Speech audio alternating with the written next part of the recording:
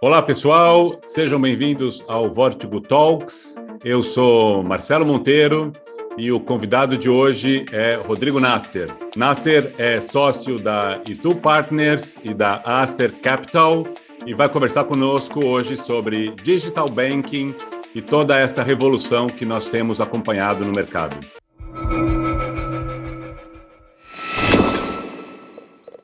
Rodrigo, seja bem-vindo. Obrigado, Monteiro. Prazer estar aqui. Um privilégio dividir com você alguns insights e movimentos que esse mercado está acontecendo vertiginosamente muito rápido e em diversos setores, né? Eu acho que seria bacana começar já jogando talvez esse ponto contigo. Como é que foi a sua visão? Como é que você está vendo a velocidade com que o mercado vem se reorganizando com toda esta movimentação de digital banking? Legal, de verdade, assim, é uma mudança que ela já vem acontecendo há bastante tempo, porém, nos últimos anos, ela ganhou uma velocidade maior, ela ganhou um momento maior, e depois, e ainda mais com toda a questão de pandemia, isso teve uma outra aceleração, e a gente chega num momento, vamos chamar quase pós-pandemia, em que se estabeleceu, acho que de verdade, uma mudança no sistema financeiro, eu vou falar um pouco disso, no comportamento do consumidor, da consumidora, e na forma como as empresas estão trabalhando para atender essas mudanças de consumidor-consumidora e as alterações que você tem de regulamentação. Então, acho que assim, no Brasil, como toda, pelo menos a tese que eu tenho de tecnologia, o Brasil, ele sempre, as mudanças de tecnologia, os investimentos em tecnologia sempre foram movidos no Brasil por incentivos ou regulamentações que o governo aplicava e aplica em cima das empresas, né? E a partir de 2013, o Banco Central do Brasil começou um movimento muito interessante da construção de uma instituição, de um modelo de regulamentação chamada instituição de pagamentos, né? Isso veio muito porque até então, até 2013, não existia uma diferença clara entre um cartão de benefícios, um vale-refeição, um ticket de refeição, né, o arranjo de pagamento que você tem com esse cartão de benefícios, né, e um cartão de débito, cartão de crédito. Era meio cinza essa regulamentação. E o Banco Central ele começou a botar o preto no branco disso e construir um arcabouço jurídico para ajudar a você ter uma facilidade para fintechs começarem a operar. Na época, principalmente Mercado Pago, você tinha já questões de alguns bancos digitais aparecendo. Então, cria essa instituição de pagamento em 2013, e começam a surgir aí bastante fintechs com cartão de crédito, cartão de crédito, né, que passa crédito, mas é movimento de débito. Aí, depois de 2013, você tem um movimento interessante da criação da sociedade de crédito direto para ajudar os marketplaces de crédito se usando da estrutura de crédito existente no Brasil. Então, você não precisa ser todo um banco para poder dar crédito e fazer gestão de crédito, né? Então, isso é mais um movimento. Começa depois, em 2018, o que para mim é o principal suporte para tudo que a gente está vivendo agora, que é a criação do SPI, que é o Sistema Brasileiro de Pagamentos Instantâneos, e que é um arranjo de pagamento instantâneo, onde a liquidação do pagamento é feita diretamente pelo Banco Central. O SPI, as pessoas conhecem, o principal produto que roda em cima do SPI é o Pix, né, que a maioria das pessoas conhece. Mas o SPI ele é um arranjo, é uma estrutura de arranjo de pagamento que suporta um modelo de liquidação instantânea diferente do sistema brasileiro de pagamento tradicional. O Pix é lançado, né, em cima disso, do próprio Banco Central, porém outras empresas têm também seus próprios arranjos de pagamento. E depois o movimento todo de Open Finance, né, o Open Banking no Brasil, onde a gente está hoje, em novembro, vivendo a fase 3 desse Open Banking, de implementação de Open Banking no Brasil, em que vai permitir ainda mais possibilidades de alteração na forma de trabalhar dos bancos, na forma de trabalhar de varejistas, e como que o consumidor vai poder se usufruir disso, né? Então, você tem essa linha do tempo aí de mudanças de regulamentação que permitem a criação e movimentos interessantes de empresas, de fintechs, e ajudam a novos produtos e serviços aparecerem para o consumidor utilizar. Deixa eu fazer uma pergunta, então. Assim, foi uma movimentação muito grande, como você falou, às vezes num espaço de tempo até relativamente curto, e que possibilitou algumas dessas fintechs, como a gente conhece hoje, explodirem no mercado com as suas contas digitais. Você acha que assim os bancos tradicionais perderam um pouco o time desse momento, não deram essa devida importância, ou ao contrário, que elas são muito mais rápidas e ágeis nesse ganho de mercado? Eu acho que é mais esse segundo ponto. Você pega os bancos, os 5 grandes bancos do Brasil, eles têm soluções parecidas, né? Mas a velocidade de go-to-market disso no mercado, quando você compara um Nubank, um Banco Inter, um PicPay, é muito diferente de um Banco Itaú, Santander, né, Bradesco. Mas não quer dizer que eles não tenham essas soluções. Eles têm, só demoraram para alcançar esses demais, né? Tem uma pesquisa que saiu faz pouquíssimo tempo da Transfera, que é uma plataforma de pagamentos, né, que atende diferentes tipos de empresas que precisam processar pagamento, né? E eles processam milhões e milhões de pagamentos. Aí eles pegaram a base deles, tanto de pessoa física e jurídica, e começaram a analisar as instituições que estavam envolvidas, né? Então, na pesquisa deles, lá em janeiro de 18, 96% dos pagamentos que rodavam na plataforma estavam nos 5 grandes bancos, né?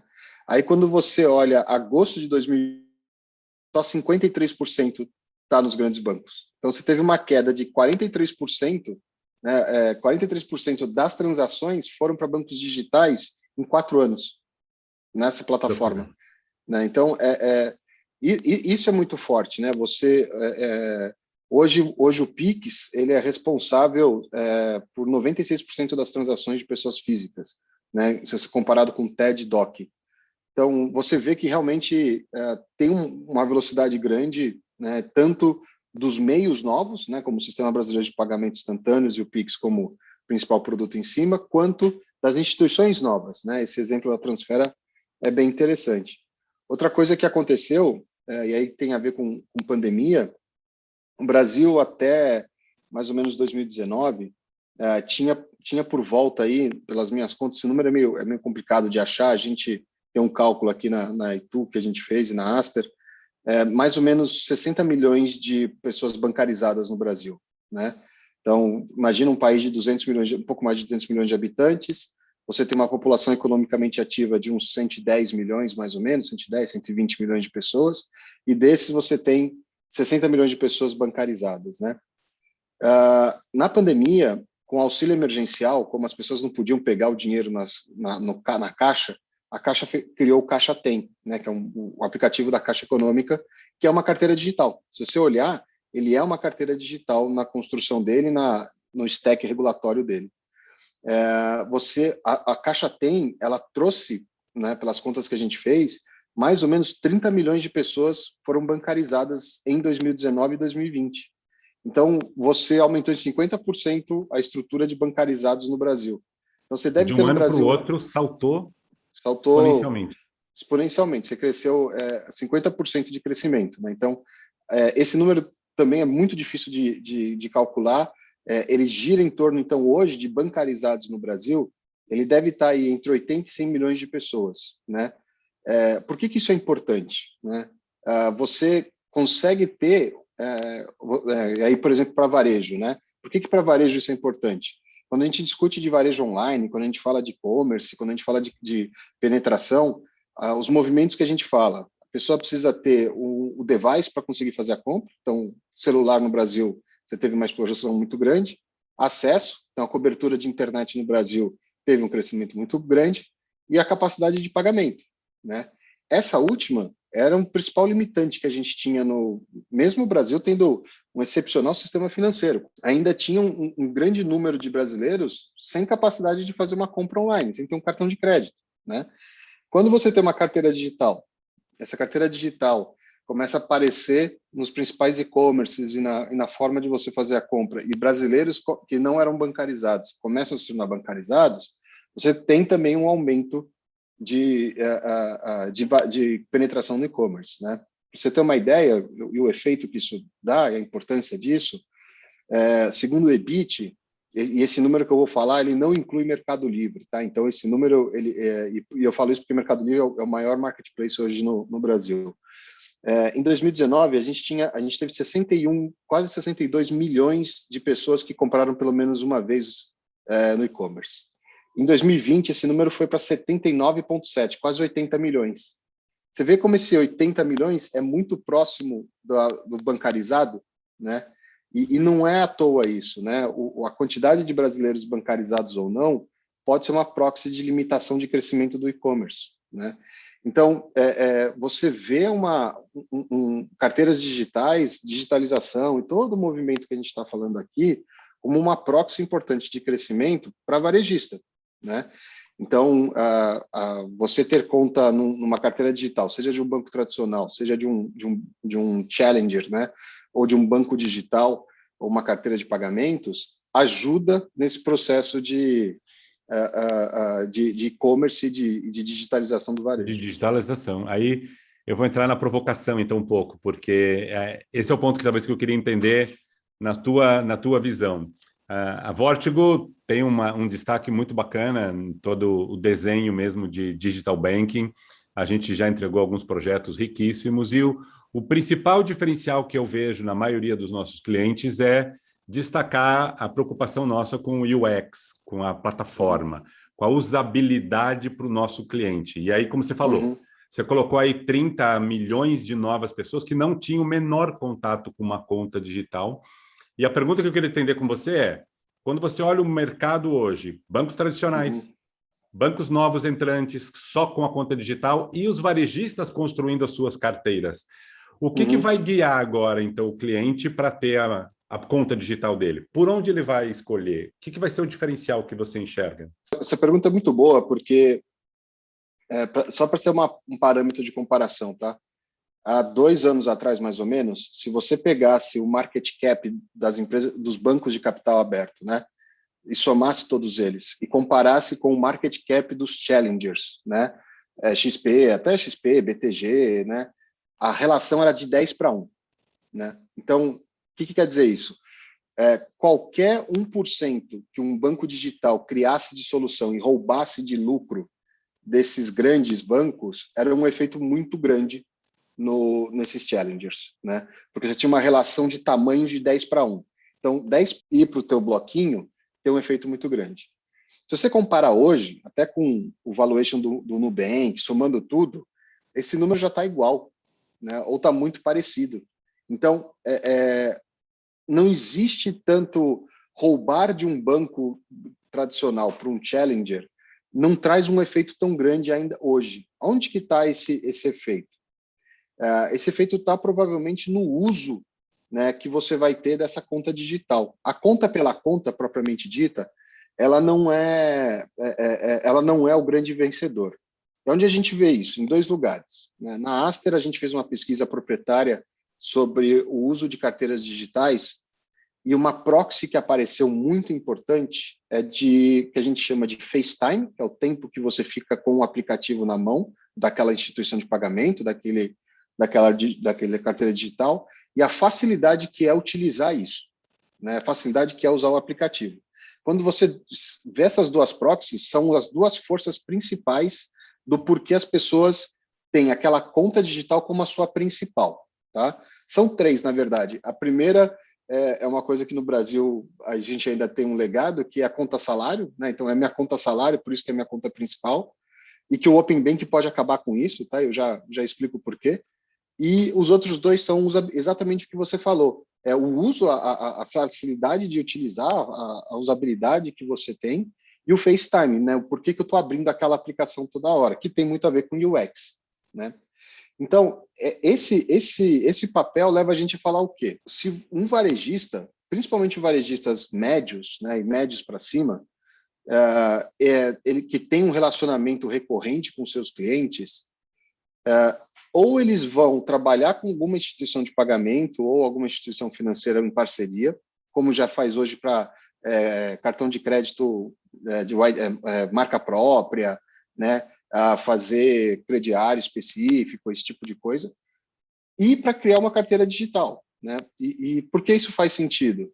Porque o consumidor, vai montar o relacionamento dele, ou ele está propenso, principalmente os consumidores que querem ter a sua carteira digital principal, estão propensos a quem dá um melhor serviço, uma melhor experiência de uso para ele. O Open Banking, ele faz com que, de uma maneira transparente, você não precise ser um banco para entregar serviços financeiros para a pessoa.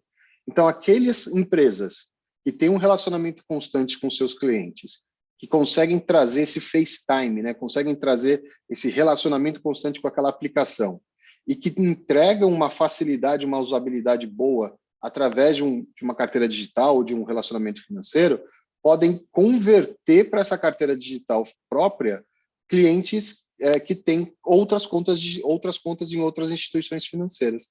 Então, o varejista tem a possibilidade de se tornar a conta principal, que a gente chama de principality, né? Ter a principalidade da carteira digital de consumidores através de usabilidade e UX. Você tem, então, movimento regulatório ajudando nesse processo e o movimento do próprio consumidor se aproximando mais de carteiras digitais e respondendo melhor a melhores usabilidades e experiências. Então, nisso, assim, você aposta que o varejo pode ser mesmo um grande atrativo para isso, pode, pela relação que ele tem com o consumidor, né? Um exemplo saiu ontem, o resultado de Mercado Livre. O Mercado Livre teve um crescimento de 50% no TPV dele, no Total Payment Value do Mercado Pago, e na quantidade de pessoas que entraram no Mercado Pago. Você vê a carteira digital da Magazine Luiza, também o crescimento que eles estão tendo tanto com sellers quanto com clientes. Então, esse cliente, esse consumidor da Magalu, do Meli, ele está deixando de usar o movimento financeiro numa instituição tradicional e está indo para o varejista dele, né? Então, aquele comportamento que a gente já tinha no consumidor brasileiro, dele ter 4, 5 cartões de crédito de lojas diferentes, ele pode ter isso agora em carteiras digitais. O barato é que a carteira digital ela é mais uma plataforma com mais soluções financeiras do que o cartão de crédito, que é simplesmente uma única solução, né? E sem gerar custo para ele também, né? Então, vai ser cada vez mais atrativo, né?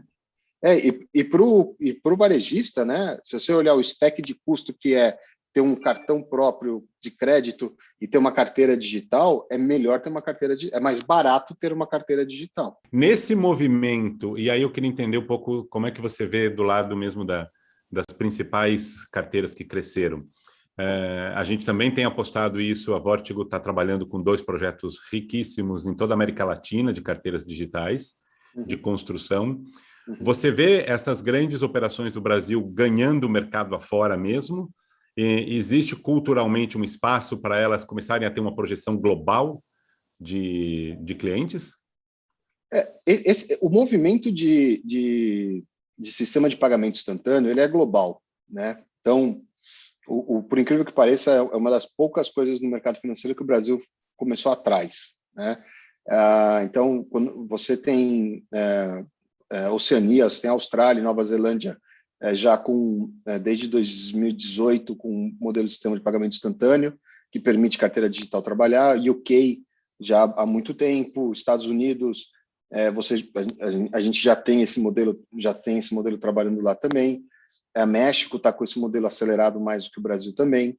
A diferença é que o Brasil ele traz um rol de outros produtos e serviços mais modernos do que esses países para serem somados a isso. Então, os outros países eles já têm as estruturas que permitem a construção de carteiras digitais há mais tempo rodando no ar. E o efeito da mudança do comportamento do consumidor ele é global também, né? Por exemplo, você pega México é um país que é pior que o Brasil em relação à bancarização. Então, o efeito no México, por exemplo, de você ter uma carteira digital e penetração de população, aumento da população aderindo a uma carteira digital é muito maior do que no Brasil, em termos percentuais, porque o México tem uma desbancarização maior do que o Brasil. A deficiência era tão grande que o salto é muito mais rápido, né? Isso, e para os outros produtos também, né? Porque Pensa que a carteira digital, você pode jogar crédito, cartão de crédito virtual, cartão de débito virtual, cash in, cash out, todas essas soluções. No México, por exemplo, a penetração de cartão de crédito é muito mais baixa que a do Brasil. Então, a carteira digital, entrando lá, ela traz muito mais outros serviços para eles. Então, essa evolução ela é global, a mudança de comportamento do consumidor é global, o stack é parecido, né? Assim, vamos falar, os padrões de integração, a forma como essas coisas funcionam são mais ou menos parecidas, tá? Possivelmente, em algum momento, esses sistemas vão se conversar, né? Como sistemas tradicionais hoje de interchange internacional funcionam, em algum momento, esses sistemas de pagamentos instantâneo devem se integrar. Bom, o assunto é riquíssimo. Acho que a gente pode ficar aqui fácil mais 1 hora batendo bola, mas como eu tenho um controle aqui rigoroso com o time até de agendas, eu queria puxar mais um caminho contigo. O que a gente espera, então? O que você tem aí, então, de discussões, de visões dos projetos que vocês têm hoje dentro da Itu, ou da área de aplicação, que você pode ver nos próximos 1, 2, 3 anos? O que vem pela frente? O que vem pela frente é o uso, são as possibilidades que o Open Finance está prometendo. Então, por exemplo, a fase 3 do Open Finance permite o PISP, que a gente chama, né, que é o iniciador de pagamentos. O iniciador de pagamentos é uma empresa não financeira, que é normalmente uma empresa de tecnologia, que começa um processo de pagamento, ou começa uma movimentação de pagamento. Isso é aplicação pura, né? Exemplo bobo. Você tem uma aplicação que você dá OK e ela fica rodando nos seus carteiras digitais, vendo onde você tem, por exemplo, crédito aprovado para limite. Então, ele fica transferindo dinheiro para você nunca cair no limite do seu cartão ou no limite da sua conta, né? Isso é uma solução, uma aplicação. Entre contas. Você autoriza essa ferramenta para ela automaticamente, no banco A você tem 10 dias de crédito, né, na sua conta corrente. Então ele vai, pega dinheiro, tira, deixa negativo durante tantos dias, conta, aí ele vai e faz a transferência para o outro. Isso tem nos Estados Unidos já, né? No Brasil, o iniciador de pagamento pode lançar uma aplicação dessa. Você pode ter uma aplicação, uma coisa que para e-commerce, por exemplo, o login, né, quando você faz conta do Google, do Facebook, por que você não pode fazer seu login com a sua conta do banco? O dado do banco ele vai poder ser utilizado para validar KYC, né, Know Your Customer. Você vai poder fazer um onboarding com um dado de uma outra instituição financeira sem pedir autorização para essa instituição financeira, porque quem controla isso é o usuário. Então, o usuário pode dar o OK para o iniciador de pagamento, ele vai na instituição, verifica que o Rodrigo é o Rodrigo, valida o dado e faz o login. Então, você melhora o fluxo de carrinho de pagamento, por exemplo, de e-commerce utilizando uma solução dessa. Então, você começa a ter um número de possibilidades de aplicações a serem construídas através do iniciador de pagamentos, porque o modelo antigo no Brasil de você ser refém das instituições financeiras, elas com seus dados, e ela não entregar seu dado, ele desaparece com o Open Finance. Você, usuário, controla isso. E o Bacen, né, o Banco Central do Brasil, permite a empresas de tecnologia, iniciadoras de pagamento, ao seu desejo, né, você autorizando isso, usarem esse dado ao seu favor. Isso quer dizer construção de aplicação. Isso quer dizer realizar usabilidades e UXs que a gente imagina só no desenho ali de produto, elas podem começar a acontecer agora nos próximos anos. Eu acho que vai caminhar muito por aí o desenvolvimento no Brasil. Assim, ele dá mesmo uma agilidade enorme. Agora tem um crescimento, tem uma barreira cultural também para trabalhar muito bem isso, a mentalidade do consumidor brasileiro, né? Eu imagino. Mas pensa assim, né? Qual que é a chave para o consumidor aceitar isso? É a confiança no relacionamento. Então, se a empresa se o varejista, a empresa de serviço, seja lá quem for, já tem um relacionamento bom com o seu consumidor, com a sua consumidora, o salto para isso é tranquilo, né? Então, eu fico menos preocupado com isso. Eu fico mais ansioso de ver a criatividade que a gente vai ter de soluções para facilitar a vida das pessoas no Brasil, em que as empresas vão poder criar se utilizando dessa estrutura de que o Open Finance vai permitir. Outro exemplo é crediário, né? Você vai ter crediário realmente personalizado.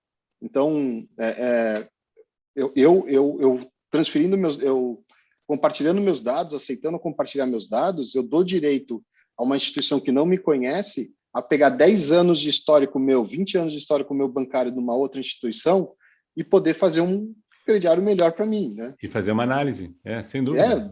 Mais decente, mais personalizada, né? Então, você tem uma ideia boba, um projeto que a gente acompanha aqui, que já está trabalhando com dado de Open Banking, ele conseguiu dar metade do custo de crédito para os clientes com o mesmo nível de risco. Porque ele tinha agora dado de histórico desse cliente de outras instituições. E pelo histórico ele conseguiu analisar melhor e falar assim, não, esse cliente aqui tem um bom score, eu consigo dar o mesmo valor de crédito, só que por metade do que eu ia cobrar, porque o risco mesmo. Metade, né? Assim, metade. É assustador.